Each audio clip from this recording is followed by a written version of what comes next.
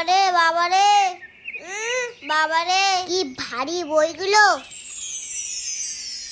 এই নাও ঠাকুর, আমার বইগুলো সব তুমি নিয়ে নাও, আর তোমার সব বিদ্যাবতী আমার দিয়ে দাও, যাতে আমার পরীক্ষার আগে পড়তেই না হয়।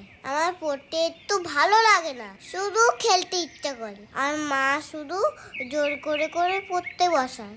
না পড়ে কে পরীক্ষায় পাশ করতে পারে শুনি? কে বললো কথাটা? গলাটা যেন চেনা চেনা লাগছে, মনে হচ্ছে ঠাকুরই কথা বলছে। সামনে পরীক্ষা, কিন্তু পুজোর সুতো কাটার সাথে সাথে যেন বইগুলো ঘরে আনা চাই, না হলে পিঠে মার পড়বে। তুমিও এরকম বলছো? তোমার তো অনেক পাওয়ার, আমাকে একটুখানি দিয়ে দেবে, তাহলে আমি এমনি এমনিই পাস করে যাবো। তাহলে আমার মার হাতে কিলচর খেতে হবে না। শুধু কিলচর না, আরো অনেক কিছু অপেক্ষা করছে তোর জন্য। না পড়ার জন্য এইসব ফোন দিয়ে এটেছো তুমি? পুজো হয়ে গেলে যেভাবে বইগুলো নিয়ে এসছিস সেভাবে বাড়ি নিয়ে আসবি, সামনে পরীক্ষা।